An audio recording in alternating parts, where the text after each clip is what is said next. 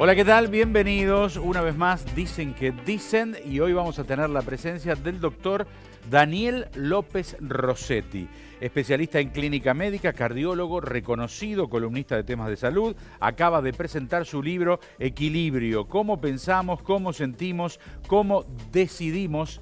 Vamos a estar con Daniel López Rossetti, una charla interesante, gracias a él, por supuesto, después de estos auspicios. Auspician este programa. Asegúrate en la segunda, donde lo primero sos vos. Confía en el Grupo Asegurador La Segunda.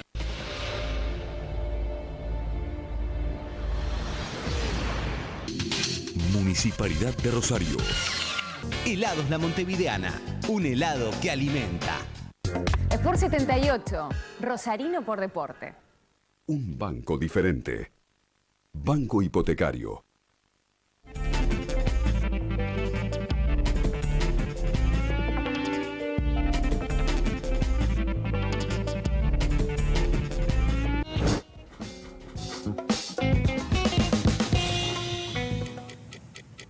Chevrolet. Find New Roads.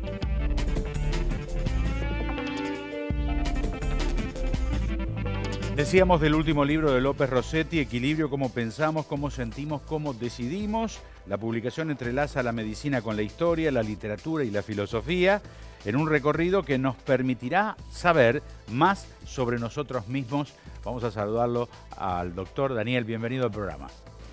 Buen día, gracias por la invitación, Alberto. Gracias a vos, Daniel. Bueno, hay mucho de lo que decidimos que ni siquiera nos damos cuenta que lo estamos decidiendo. ¿Cómo son esas decisiones que tomamos automáticamente y sin pensar, Daniel?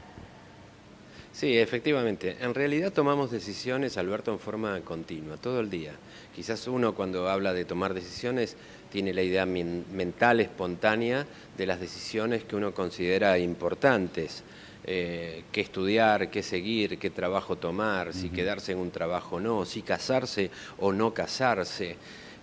Uno piensa en ese tipo de decisiones. Después, pero en realidad uno está decidiendo continuamente. Qué se pone de zapatos, de zapatillas, si un jeans, si un saco, es decir, la vestimenta, si ir a un lado primero, si ir a un lado después, si doblar a la derecha, a izquierda, si... Uno continuamente toma decisiones. Ahora, respecto a las decisiones trascendentes, a las que uno considera esas decisiones que marcan un antes y un después, esas decisiones que marcan diferencias de 180 grados, no son tan frecuentes, porque efectivamente la mayoría de nuestras decisiones son automáticas, automáticas e inconscientes. Cuando tenemos que tomar una decisión importante, es ahí cuando se conjuga la razón y la emoción y deberían estar en un sano equilibrio. Yo recuerdo una anécdota de Darwin. Darwin era un científico extraordinario, el de la teoría de la evolución. Sí, claro. Y él, como científico, Alberto, es una anécdota hermosa, está escrita de puño y letra de él, donde toma una hoja, la divide en dos partes y estaba considerando si casarse o no casarse. Y entonces, con Emma, con la esposa, estaba considerando si casarse o no casarse.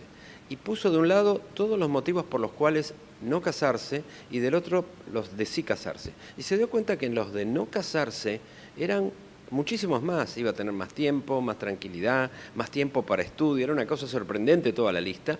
Entonces decidió no casarse. 2 meses después se enamoró y se casó. Bueno, esta es la realidad. Es decir, la mayoría de nuestras decisiones, contrariamente a lo que suponemos, son emocionales, Alberto. En la afirmación que no somos seres racionales, somos seres emocionales que razonan, lo que quiero transmitir es que en la evolución de nuestra especie, durante 4 millones de años, hemos tenido solamente emociones y sentimientos, mientras que la razón es un fenómeno mental recién llegado a nuestra historia evolutiva, con lo cual somos como una pirámide, donde casi toda esa pirámide, la base casi hasta el vértice, son todas emociones, son todos sentimientos, son todos pulsiones, son todas sensaciones, y solamente el vértice, como si fuera el vértice de un iceberg, es lo que llamamos razón. Y equilibrar ambas cosas no es tan fácil.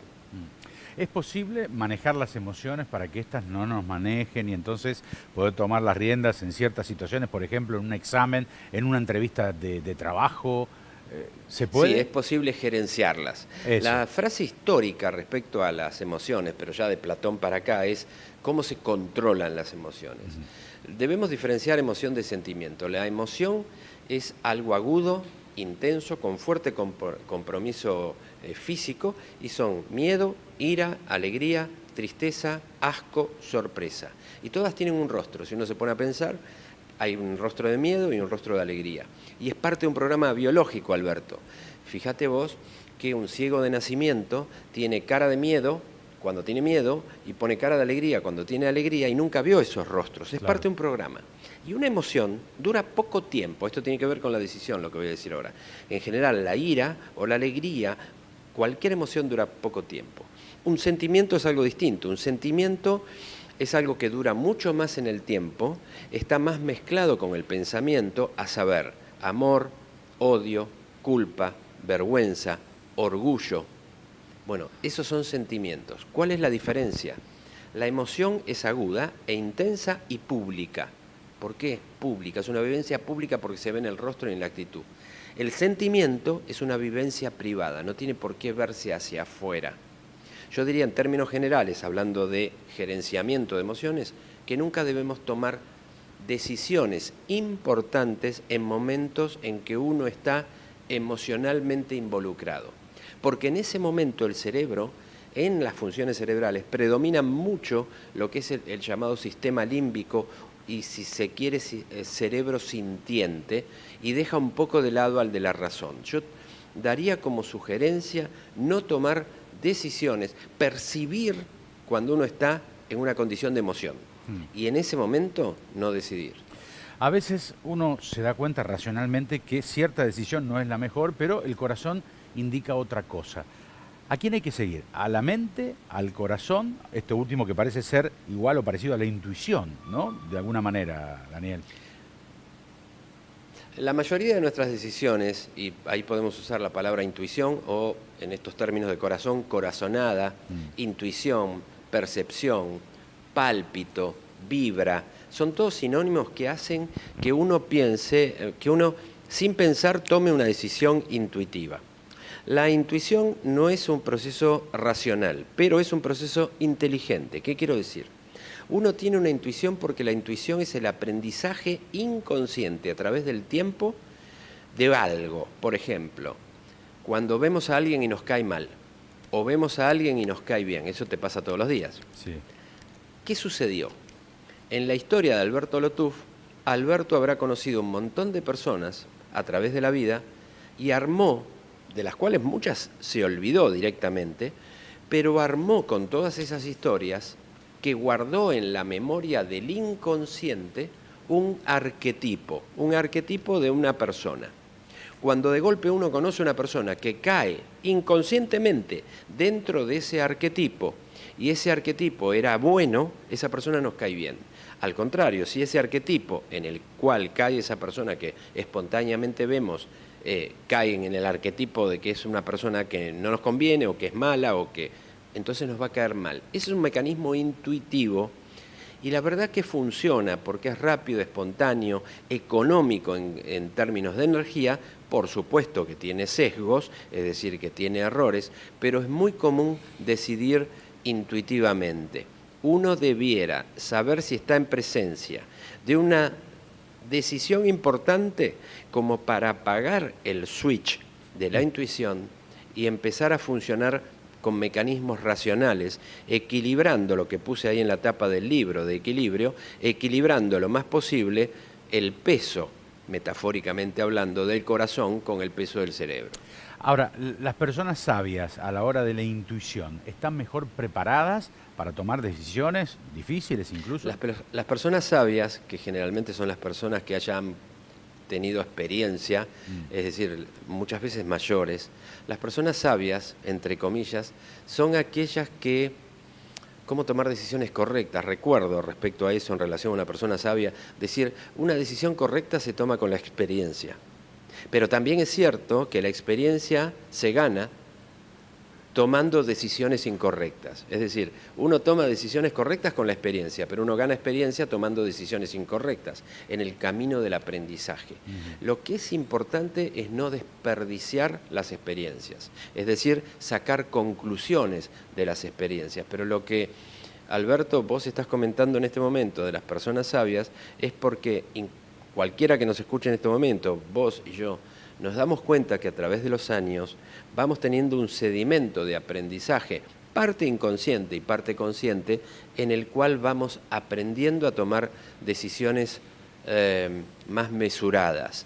Y eso la verdad que tiene un valor importante. Doctor, muchas veces pasa que un olor, el viejo perfume, por ejemplo, de un amor, o un sabor, algún plato de la infancia, nos pueden hacer viajar en el tiempo en un segundo, ¿no? En fracción. ¿Las emociones son un recordatorio de nuestra identidad, de quienes fuimos en algún momento? Sí, porque en realidad es muy interesante lo que planteás, porque la emoción, que tiene un valor enorme, la emoción y los sentimientos, a mí me gusta decir que son el mejor cemento para la memoria. Cuando vos vivís algo que tiene componente emocional, es probable que ese componente emocional grabe a fuego la vivencia que estás teniendo. Y eso pasa con cosas feas y también con cosas lindas. El olor de la cocina con una salsa de tuco de la abuela, algo que nos trae. ¿Por qué? Porque también dijiste recuerdo. Y recuerdo es una palabra que metafóricamente tiene que ver con la emoción, y esto que te comento, que la emoción es el mejor cemento para la memoria, porque lo que vivís emocionalmente se te graba fuerte. Recordar. ¿Qué es recordar? Re viene de nuevamente. Recordar viene de cordis, que quiere decir corazón. Fíjate que hasta la etimología de la palabra es que uno se acuerda con el corazón. Muy interesante. Recordar. Por eso la emoción es el mejor cemento para la memoria, y los olores, los aromas, se graban a fuego en nuestra memoria. Por eso te digo que a lo mejor el tuco de la abuela, uno siente un tuco un día y recuerda la casa de los abuelos o la casa materna. Todo lo que es básico, y los olores lo son, todo lo que es indispensable en la historia de nuestra evolución, como los afectos, las pasiones o por caso el amor, siempre se guardan en la memoria emocional. A propósito, ¿los recuerdos, las emociones, los sentimientos pasados permanecen inmóviles o cambian, van cambiando? También es buena pregunta, porque traer la memoria es un proceso que tiene, después que uno tiene atención sobre algo, lo procesa, lo guarda y después el día que lo quiere traer lo evoca. Es decir, hay atención sobre algo, después lo procesa y lo guarda, digamos metafóricamente en un estante de la memoria, y después uno lo trae, que es evocar. La realidad es que cuando uno, Alberto, evoca un recuerdo, lo más probable es que lo cambie.